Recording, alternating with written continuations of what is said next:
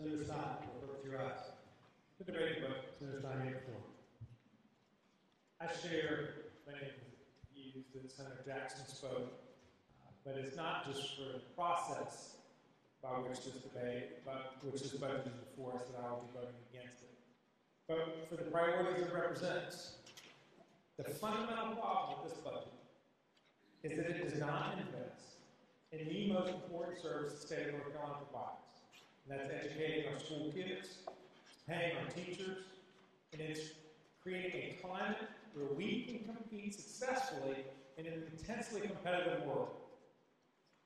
Instead of investing in school kids, our teachers, and middle class, this budget spends $1.8 billion, billion with a B, over the next 5 years in tax giveaways to shareholders, most of whom live out of state, of large profitable corporations. Under y'all's leadership, the state has fallen 46th in the nation. That's at the very bottom in what we invest on a per pupil basis in our schools. We are 42nd in the nation in what we pay our teachers. This bill does nothing to redress those deficiencies. The budget spends $877 less in 2016-2017 per student than the state did 9 years before then, in 07-08 in real dollars.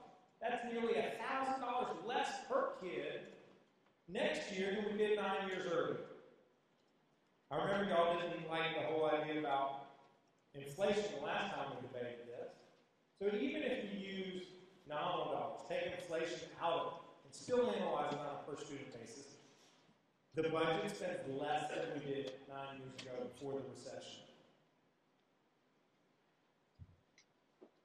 It spends half as much on textbooks as we did before the recession. It pays for about 15,300 teacher assistants, about 7,200 fewer TAs than we did before the recession, when we had tens of thousands of fewer students. Before the recession, we had 33,800 slots in pre-kindergarten.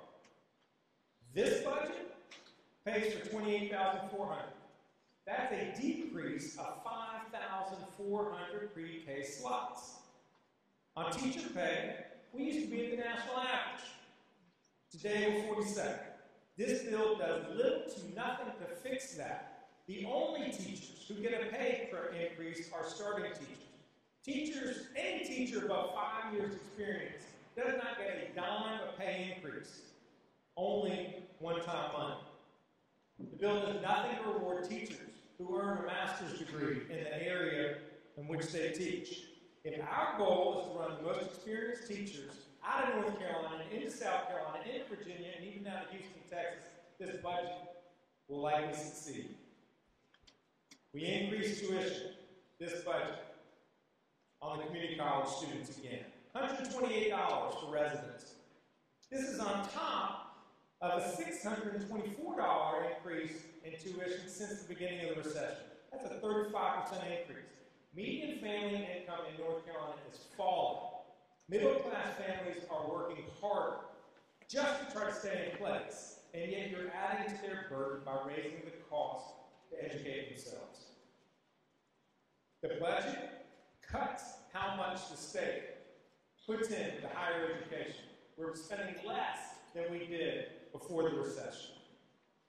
It's continuing a troubling trend of underinvesting in higher ed, which is really the best economic engine we have in our state. It is our competitive advantage over our neighbors. There's $63 million in unspecified cuts to universities in this biennium, on top of $490 million in unspecified cuts over the prior 4 years. That's over $500 million in cuts. We are moving backwards instead of forward. No wonder we lose star faculty to other states. The budget does not get us any closer to the national average in teacher pay. In fact, I wager we'll be further behind. The budget does not provide teachers or students the textbooks they need. The budget does not provide for any more new teacher assistants. It does not reward teachers who earn a 2023. It does not keep a lid on tuition for community colleges students. In fact, it raises tuition. The budget does not adequately invest in higher education.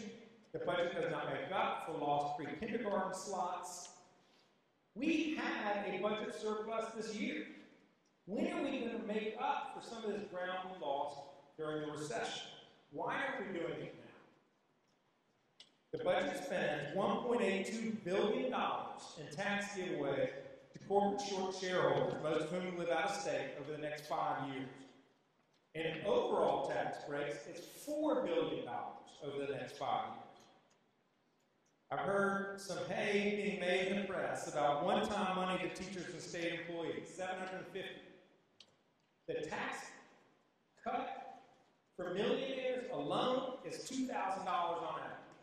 So you're spending $2,000 to put more money in the pockets of millionaires, about 2.5 times what we're paying state employees and teachers in a one-time money.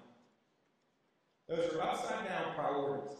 When will we value our teachers, our school kids, the middle class, more than we value the well-to-do and the well-connected? This budget does not. For that reason, I will be voting against it and ask that you do so as well.